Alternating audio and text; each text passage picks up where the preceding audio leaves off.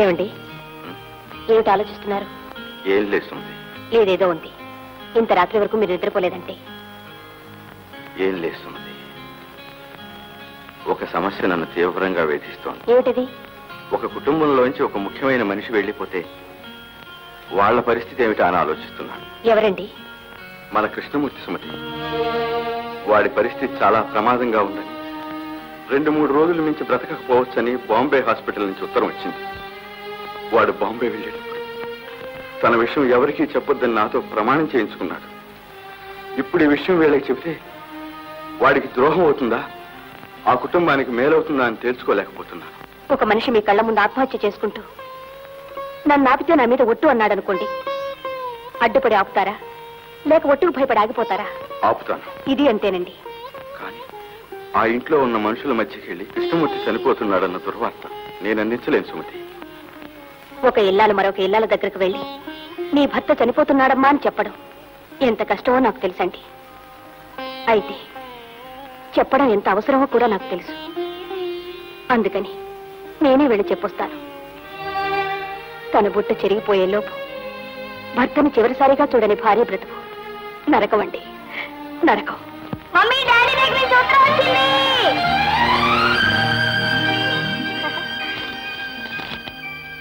ఏం రాశాడో చూడు. నా గురించి రాసి ఉంటాడు. ఇంత పెద్ద ఉత్తరం అయినప్పుడు ఇంట్లో అందరి గురించి రాసుంటారులే నానమ్మా. చిరంజీవి బేబీకి. మీ ఎవ్వరి గురించి కాదు, నా గురించి. రాత్రి నాకు తమాషైన కల వచ్చింది. నాకు రెక్కలు వచ్చినట్టు. చూడాలమ్మా ఎంత బాగుందో. నా బంగారు తండ్రి బానే ఉన్నాడే రెక్కలు వస్తే. నేను ఆకాశంలో ఎగురుతున్నట్టు. ఎంత బాగున్నారు. తర్వాత ఈ బొమ్మలో నేను మన ఇంటి మీదుగా ఎగురుతుండగా మీరంతా టాటా చెప్తున్నారట. తెల్లవారుగానే బొమ్మలు గీసి నీకు పంపుతున్నాను. బాగున్నాయమ్మా? ఇట్లు మీ డాడీ. నానమ్మ, ఇక్కడ మనందరం డాడీకి టాటా చెప్తున్నావు. నానమ్మ, నువ్వు ఇక్కడ ఉన్నావు చూడు. ఎంత బాగా గీసాడే బొమ్మలు. అవును, వాడు ఎగిరిపోతుండగా చూసేవాళ్ళలో నేను ఉన్నాను. ఎంత బాగున్నాడే.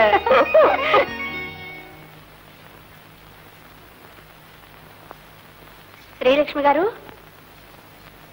అరే రే, సుమతి గారా? రండి రండి. సినిమా నుంచి వస్తూ మిమ్మల్ని చూసి వెళదామని. రండి, కూర్చోండి.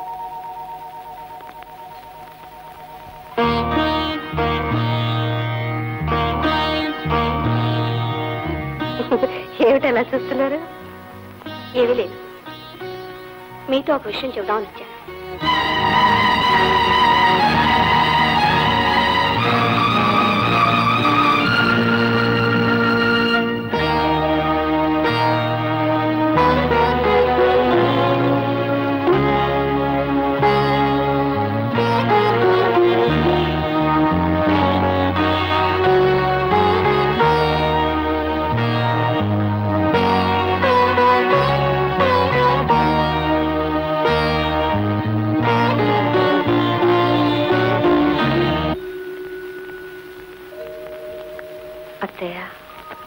ఏమ్మా? నేను ఒకసారి బొంబాయి వెళ్తాను. ఆయన్ని సార్ చూడాలని.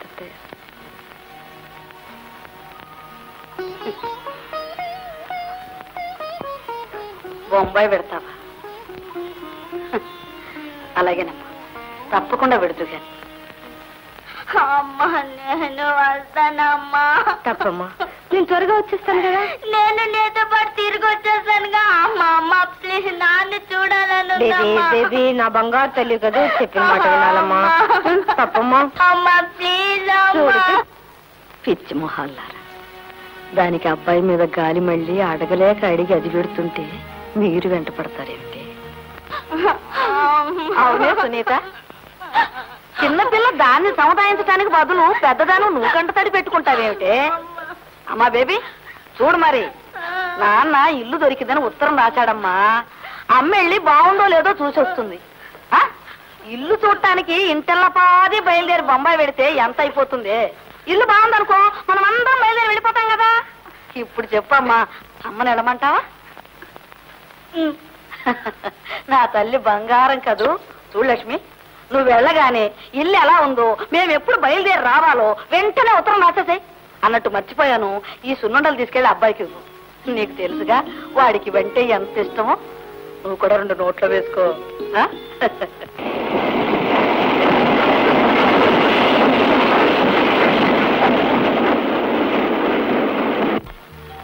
సిస్టర్, రూమ్ నెంబర్ 120 ఎక్కడ? అదేనమ్మా.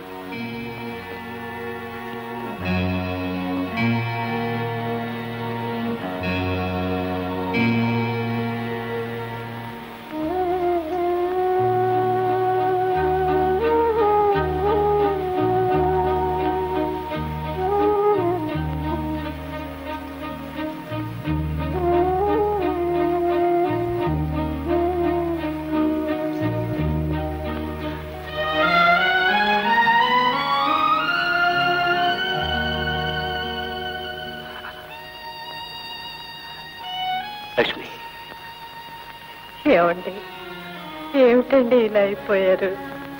నేను ఇక్కడ ఉన్నానని నీకెలా తెలిసింది? భార్యగా మీ పరిస్థితి నాకు తెలియడం అవసరమని మన డాక్టర్ గారి భార్య కనికరించి నాతో చెప్పారండి. ఆలు మగల అనుబంధం సావు బ్రతుకులకు అతీతమైందంటారే. ఈ విషయంలో నన్ను ఎందుకు దూరంగా నెట్టేశారు? నేను మీకేమి కాననుకున్నారా? లక్ష్మి, నా విషయం అమ్మకి పిల్లలకి చెప్పొచ్చావా? మీ మీదే ప్రాణాలు పెట్టుకున్న అత్తగారికి, మీకు ముళ్ళు గుచ్చుకున్న విలవిల్లాడిపోయే పిల్లలకి ఈ విషయం చెప్తే వాళ్ళు ఏమైపోతారో నన్ను భయపడ్డానండి. వారి గురించి నువ్వెలా ఆలోచించావో మిమ్మల్ని అందరిని గురించి నేను అదే విధంగా ఆలోచించి చెప్పకుండా బయలుదేరొచ్చాను. పిల్లలు ఎలా ఉన్నారు? తీయటి అబద్ధాన్ని చవి చూస్తూ పడున్నారు అక్కడ.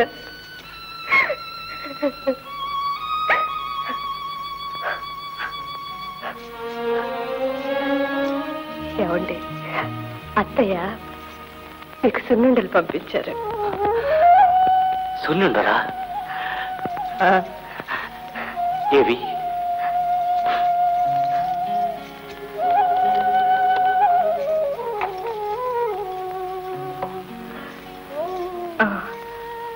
మీరు తినొచ్చా? అడవుల్నే కాల్ చేస్తున్న అగ్ని చెంచాడు నీ పెంచను లేదు, గ్లాసు నీళ్లు ఆర్పను లేవు లక్ష్మి. ఇందులో పంచదార తీపి కంటే అమ్మ అభిమానపు తీపి ఎక్కువగా ఉంటుంది. ఇటు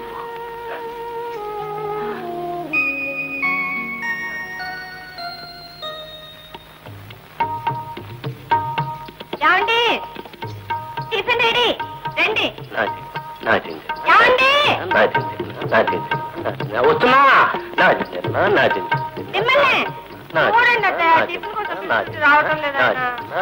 కోసం పిలవాలా లక్ష్మి? అబ్బాయికి అలా చూపిస్తే చాలు.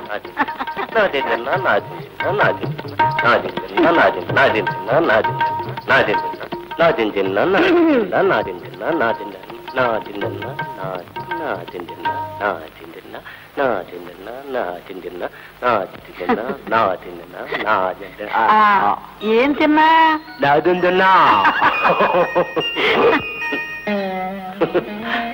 ఏమిటి అలా నవ్వుతున్నారు? భవిష్యత్తును తలుచుకుని కన్నీళ్లు పెట్టుకోవడం కంటే గతాన్ని తలుచుకుని నవ్వుకోవడం మంచిదని ఈ సున్నుండలు తింటుంటే అమ్మ జ్ఞాపకానికి వచ్చింది. అమ్మని పిల్లల్ని చూసి ఎన్నో ఏళ్ళైనట్టుంది లక్ష్మి. ఏమండి, మనం ఇంటికి వెళ్ళిపోదామండి. ఈ జబ్బుకు మందే లేదా? జబ్బుల గురించి గుర్తు చేయకు లక్ష్మి. డబ్బు తీర్చలేని జబ్బు ఇదొక్కటే.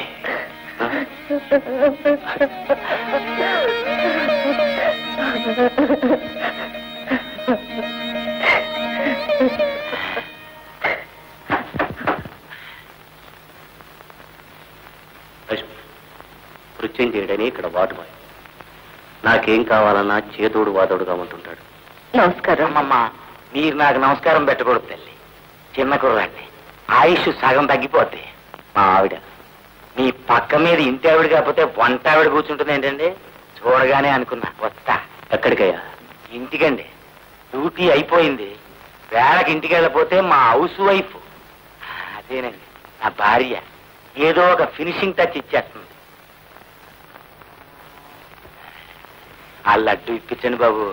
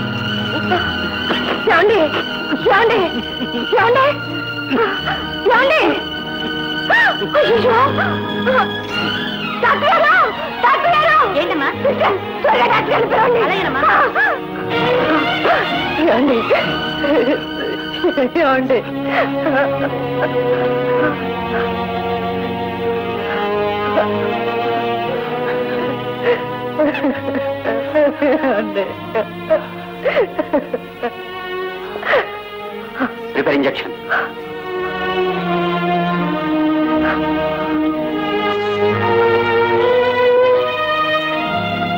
ఏం పర్వాలేదు. He will be all right.